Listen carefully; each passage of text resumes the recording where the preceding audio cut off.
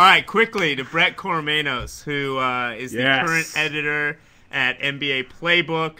My Hoops Bengali, who G-chats me constantly to sob about the state of Steve Nash. Brett, let's get on here. How you doing, man? I'm doing all right, guys. How about yourselves? Good, good. Okay, so let's start with a post that you wrote about the Thunder a couple days ago. You noticed something that they're doing that is, it's not like the Thunder are doing anything complex. We don't have to get too deep into the actual mechanism of this play, but basically it seems like they figured out how to maximize the three things that, you know, they have players that can do. You know, they've got Ibaka, or they've got Perkins setting a screen for Durant on a pin down. They've got Westbrook coming off a screen the other direction if he doesn't like what he's got with Durant. And then Harden in the corner who can either shoot that three or slash and kick. Do you feel like the Thunder in the half court and with sets like this are really have transitioned to another level of effectiveness offensively? I wouldn't say they transitioned to another level. I just think it's a better use of personnel, and it all flows off of Durant. I mean, that whole play works because he is absolutely devastating coming off those screens. And, you know, neither of their big guys, Collison included off the bench, are any good in the ball screen situation. So the typical NBA staple just isn't there for them to use.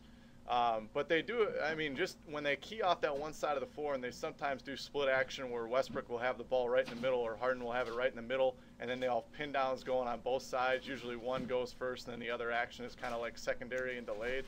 And when they put a guy like Westbrook in the middle of the floor, where he generally is going to be able to break a guy down and there's going to be no help because they're busy with two screeners on each side, then that makes them just tough to stop. It's really all on Scott Brooks just saying, hey, this is what our guys do effectively. I'm going to put them in the right spot to do it. And that play just generally is each guy is in a position where they're going to be really successful to do their job.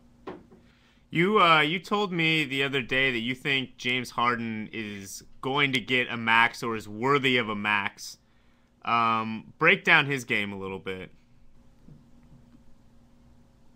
Well, I think the Ginobili comp is generally the right thing for him. I mean, he's a very left-hand dominant player. It's amazing. I tweeted it, and of course he turned it over about 3 straight times right after I sent the tweet out that he's a max guy. But you know, each one of the turnovers he had was an inability to use his right hand. He tried to kind of pivot and turn with a left-hand pocket pass on a pick and roll. He tried to throw a left-hand pass, or like kind of turn and throw a left-hand pass over the top of a trap when it could have been a right-hand hook pass. So it's scary to think, I think he's like 23 years old, scary to think what he could be if he developed his right hand, given how devastating he is now. But the thing I like about Harden is he's a playmaker. He's you know, one of the traditional guys that you look at him and the guys on the court with him get better when he plays. You know, Westbrook is a very devastating scorer, but sometimes it comes at the expense of the people around him. And, you know, I'm a big guy that if you give max money to a guy that makes players better, I think he's going to be a good decision. If he's one of your top 2 guys, I think he's absolutely capable of bringing home a championship for that organization. And, you know, the reason he's going to have to probably get max money to leave Oklahoma City is because they know how good he is. And so you're going to have to overpay for Presti to say, hey, you know, we just got too much invested in other things. We can't afford to throw max dollars at Harden.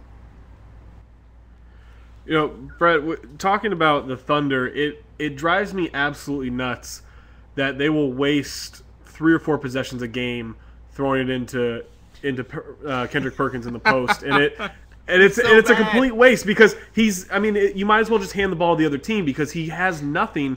Are they confident that he can create a basket, or are they trying to get some kind of action away and hopefully he can make the pass? I just don't understand the theory of it. Like, I get trying to keep your big man happy, but he should be happy that he's not touching the ball.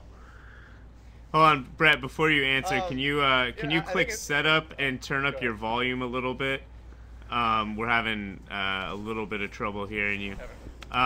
You might just have to do it on the mic settings. Yeah, Perkins in the post is a turnover. I mean, unless he gets the offensive rebound or Ibaka flies in and gets the offensive rebound, it's just not happening. But he doesn't even have a good really drop frustrating, step. obviously he's not going to score it, but aesthetically, just watching it, it's just disgusting I mean, he's like, I none saw of his movements are graceful.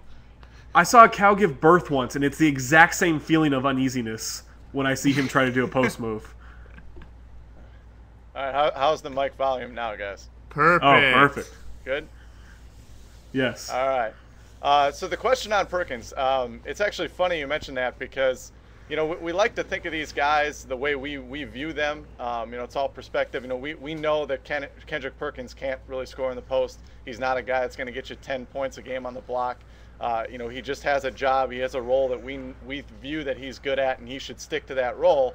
But, you know, you got to remember, these are proud guys. You know, Kendrick Perkins wants to beat the guy across from him. Not everybody is simply just going to settle into a role and say, hey, you know what? I'm not any good at scoring on the block, so don't give me the ball. Let me just go screen. Not every guy's like that. And last year with the Mavericks, I don't know if you really paid attention, they run stuff early in the game for Deshaun Stevenson to keep him engaged on the defensive end of the floor. And so with Perkins, every once in a while, it's kind of like a little reward. Hey, you know, we'll run an ISO here. We'll get you on the block. It's not something that we're going to try to win games with. But at the same token, we want to just – it's kind of one of those things where you kind of throw him that little nugget. Then Perk is going to want to continue to do his job on the offensive and defensive end going forward. I don't know if that's the greatest strategy in the world. I'm not an NBA head coach. I fortunately wouldn't be ready to sit in that chair and make those decisions. But I think that's the logic behind it. I definitely think Scott Brooks knows that he's not going to throw it down there 15 times a game and get 35 points out of Perkins. But there usually is a reason for everything they do. Some coaches in general just generally like to call different plays just to give the defense a different look.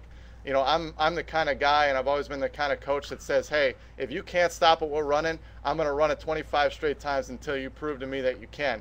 And other coaches aren't like that. They'll have a play that works. Then they'll go back to something else, and they'll come back to the play that works. And, you know, their theory is that by constantly keeping the defense on their toes, they're going to have a high success rate with their better plays. You know, maybe that's along that same line of thought. Maybe he just needs to throw something new in there. Maybe Perkins just has a little bit of an ego, and he kind of wants to placate that so he can get him engaged on the other end of the floor, and he's not coming in and sulking and not setting screens. You know, well, if I was guarding Durant or Westbrook or Harden, and they threw it into Perkins, I would be freaking ecstatic. And if I was that other coach, I would. I mean, what are you like? Oh, wait, let me shift my game plan away from stopping Durant pin downs because they are willing to throw it into Perkins. Yeah, but I mean, I suspect that your reasoning is probably on with regard to the ego, just kind of keeping everyone involved.